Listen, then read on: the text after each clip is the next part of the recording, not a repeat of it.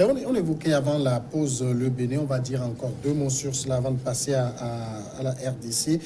Firmin Teko, quand on voit quand même la situation au Bénin, est-ce qu'on doit dire clairement qu'il y a un problème Yahi Talon? Oui, bien sûr, parce que c'était sous Yahi que Talon avait quitté le pays. On l'avait soupçonné d'empoisonner ou de tentative d'empoisonnement du président à l'époque.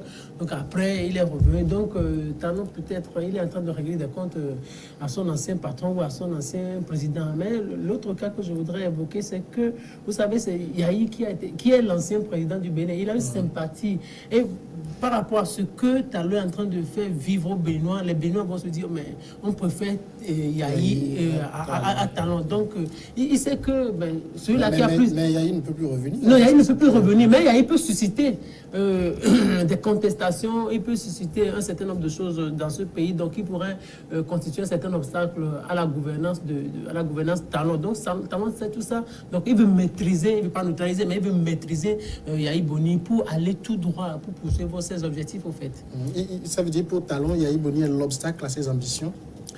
Oui, un peu. Il y a déjà un conflit qui ne finit pas, un conflit sans fin entre Talon et Yahi Boni, vous vous souvenez. Avant que Talon ne devienne président, il était en exil. Et Yahi Boni a tenté de le neutraliser parce qu'il trouvait en lui un candidat, un adversaire très sérieux. Mais bon, finalement, Talon a pris le dessus pour devenir le chef de l'État.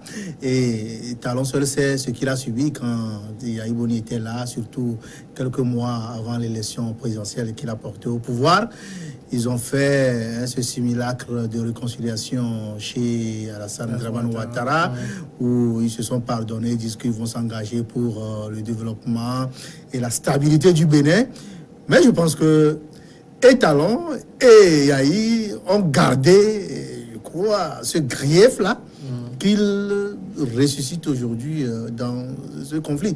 Et quand Talon est en train de voir Yahi Boni sortir dans la rue, mobiliser les gens, surtout dans sa région, où voilà, il met tout en œuvre pour bloquer la voie ou mener la vie dure à la gouvernance de Talon. C'est normal que cette guéguerre qui les opposait bien avant son élection demeure. Et lui, qui a le pouvoir, veut aussi mettre tous les moyens en œuvre pour le neutraliser. Et vous savez que Yahi Boni, qui est un ancien président, a aussi ses réseaux, a aussi ses forces, a aussi les moyens de pouvoir l'affronter. Donc c'est une histoire de rapport de force qui s'équilibre. Et comme lui, il est le président, c'est lui qui a la responsabilité de l'État. Donc, il prend le dessus de cette guerre. Alors, Carlos l'avait évoqué, les deux ont eu un semblant de réconciliation en Côte d'Ivoire.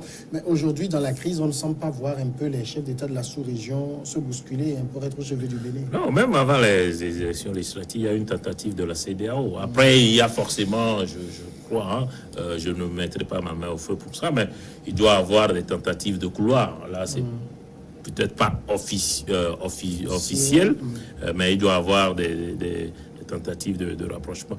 Mais je pense qu'il faut voir aussi le profil de Talon. C'est quelqu'un qui est assez imbu de sa personne, qui a beaucoup de fierté, et dans sa manière d'être, dans sa manière de parler, etc., et qui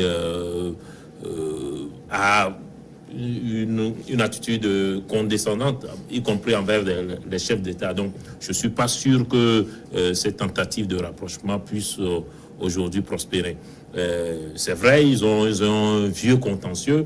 Et encore une fois, vu son parcours, c'est quelqu'un qui a la rancune dure.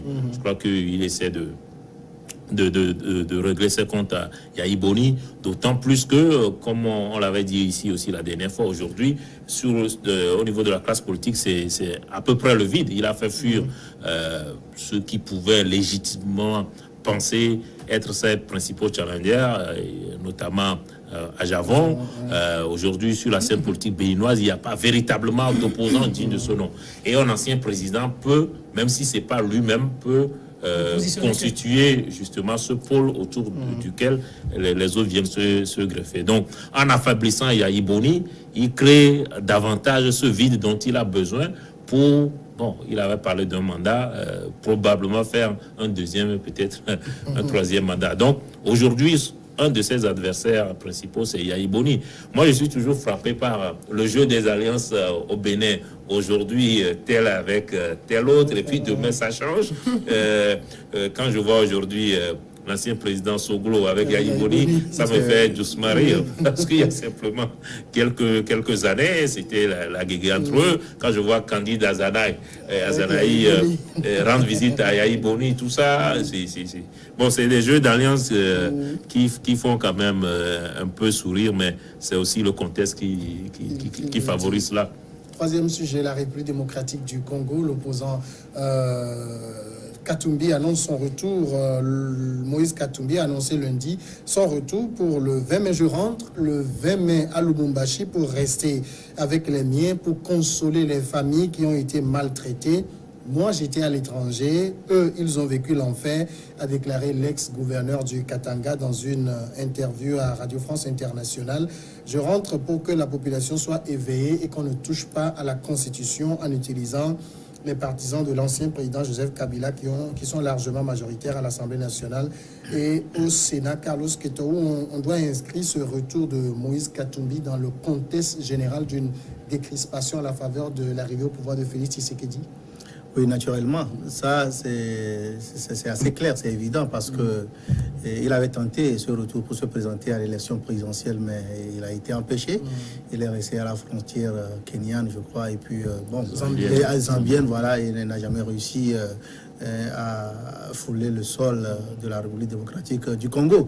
Donc c'est à la faveur de la prise de pouvoir de Félix Tshisekedi, même si il n'a pas plein pouvoir avec le contexte politique très alambiqué, c'est à la faveur. Et puis quand moi je réfléchis un peu sur ces genres de retours, je pense que ce sont des hérésies africaines que quelqu'un fuit le pays, annonce son retour et commence par faire de la publicité en pompe que je reviens, je fais ceci, je mobilise les militants, on vient accueillir. Tantôt, c'est le pouvoir qui est paniqué par le retour d'un opposant, qui crée des situations pour l'empêcher de... Je crois que ce sont les hérésies africaines. Parce que quand on voit un peu les démocraties occidentales, Sarkozy, il a eu beaucoup de problèmes après son départ de la présidence, et beaucoup de problèmes de justice où il est traîné tout le temps, il est mis en examen, il a été même gardé à vue. Mais il n'a jamais quitté le pays, il n'est jamais revenu en pompe pour dire que voilà, je rentre au pays pour revoir les choses. Donc il faudrait que l'Afrique arrive à se départir de ces stéréotypes qui n'ont pas une certaine quintessence dans l'évolution du pays. Un citoyen qui est à l'étranger, qui veut revenir, s'il n'a pas de problème, il revient tranquillement dans son pays. Et puis, s'il a des problèmes avec la justice, il vient affronter la justice. S'il gagne, il gagne. S'il ne gagne pas, il paie ses peines. C'est ce que, justement, a fait Adomé Kodjo. Il savait bien ce qu'il attendait quand il devait rentrer au pays. Mais il a dit, je ne vais pas quand même continuellement rester en exil. Il est rentré. Et on l'a mis en prison. Il a affronté la justice après. Aujourd'hui, il est un homme libre. Et il continue de faire la politique. Et Moïse Katumbi, il n'est pas blanc comme neige quand même. Pour avoir dirigé une zone très riche en minerais. Et bon, on ne peut pas dire qu'il a géré cette zone-là avec beaucoup de d'ancienneté, de bonne gouvernance sans corruption. Non, il y a beaucoup de reproches. Même aujourd'hui, quand il annonce son retour là, il y a aussi des avocats qui réveillent certaines plaintes et qui devaient lui permettre ou bien l'obliger à répondre devant les tribunaux. Donc, son retour, peut-être, c'est à la faveur de Félix Tshisekedi, c'est vrai. Mais si Félix constate, parce que c'est lui qui est l'homme du pouvoir aujourd'hui, qu'il vient pour encore constituer un élément qui puisse perturber la tranquillité, la stabilité de son pouvoir, il y a toujours quelque chose à réveiller pour le mettre au pas. Alors, oui, donc, je pense, je suis un peu d'accord avec Carlos Keto quand il parle de ces hérésies africaines là.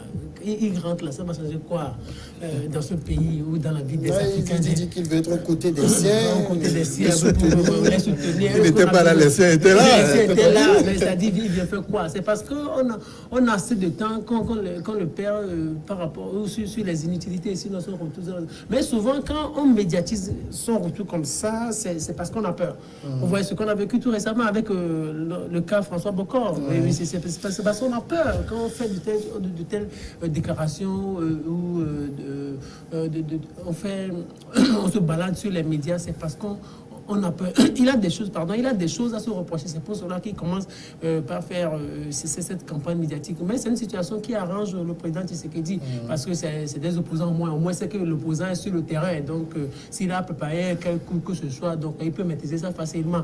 Et l'autre chose que je voudrais ajouter, c'est que Katumbi aurait eu certaines garanties, parce que quand vous suivez un peu sa déclaration, il dit qu'aujourd'hui, il félicite en quelque sorte le président Tshisekedi, qu'aujourd'hui il a la liberté d'expression, il a libéré des prisonniers politiques, il a supprimé les cachots au niveau des renseignements. Donc c'est quelqu'un qui commence déjà par faire des éloges à la politique tshisekedienne. Donc c'est comme il aura reçu des garanties. Même les autres points qu'il est en train de soulever, il veut être où il se montre un peu plus affectif, là, c'est pour lui-même.